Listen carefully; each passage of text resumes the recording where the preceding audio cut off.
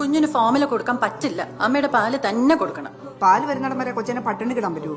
ഈ exclusive breast feeding എന്ന് പറഞ്ഞ ആ ടേം അത് കുറച്ച് അമ്മമാർക്ക് അതൊരു അൺനോൺ പ്രഷർ കൊടുക്കുന്നില്ല. അതായത് എന്തൊക്കെ വന്നാലും you have to breast feed.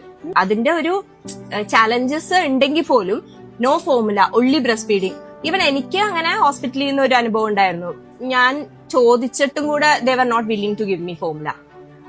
Even എന്റെ ഒരു ഫ്രണ്ട് പീഡിയാട്രീഷ്യനും same, she have to beg NICU സിസ്റ്റേഴ്സിന്റെ അടുത്ത് കുറച്ച് ഫോമുല തരൂ. ബിക്കോസ് ഇനീഷ്യലി നമുക്ക് കുറെ ഫീഡിങ് സ്ട്രഗിൾസ് ഉണ്ടാവുമല്ലോ.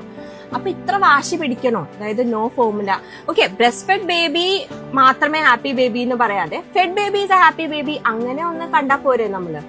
ഇപ്പം ഈ ഫെഡ് ഇസ് ബെസ്റ്റ് എന്നുള്ളൊരു മൂവ്മെന്റ് തന്നെ പുറത്തൊക്കെ നടന്നുകൊണ്ടിരിക്കുന്നുണ്ട്. ആക്ച്വലി നോക്കുകയാണെന്നുണ്ടെങ്കിൽ WHO വേൾഡ് ഹെൽത്ത് ഓർഗനൈസേഷന്റെ ഒരു ഗൈഡ് ലൈൻ ആണ് 6 months വരെ ബ്രസ്റ്റ് ഫീഡ് ചെയ്യാന്നുള്ളത്. പിന്നെ കോംപ്ലിമെന്ററി ഫുഡ് സ്റ്റാർട്ട് ചെയ്ത് 2 years വരെ ബ്രസ്റ്റ് ഫീഡിങ് കണ്ടിന്യൂ ചെയ്യാനാണ് റെക്കമെൻഡേഷൻ. ഇതേ WHO പറയണ എന്താ വെച്ചാൽ ആദ്യം നമ്മൾ ഒരു ബേബിക്ക് കൊടുക്കാൻ നോക്കേണ്ടത് breast milk, direct breast milk at the breast. ഇനി അത് പറ്റണില്ല എന്നുണ്ടെന്നുണ്ടെങ്കിൽ ബ്രസ്റ്റ് മിൽക്ക് എക്സ്പ്രസ് ചെയ്ത് കൊടുക്കാം.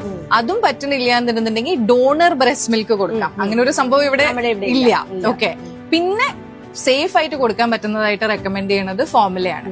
ഇനി ഹോസ്പിറ്റൽസിൽ മിക്ക പ്രാവശ്യവും എന്താ സംഭവിക്കണമെന്ന് വെച്ച് കഴിഞ്ഞിട്ടുണ്ടെങ്കിൽ ഈ ഹോസ്പിറ്റൽസ് എല്ലാം ഒരു breast feeding friendly hospital initiative എന്ന് പറഞ്ഞിട്ട് ഒരു ഇനീഷ്യേറ്റീവിന്റെ അണ്ടറുള്ളതാണ്. So they cannot give formula like that.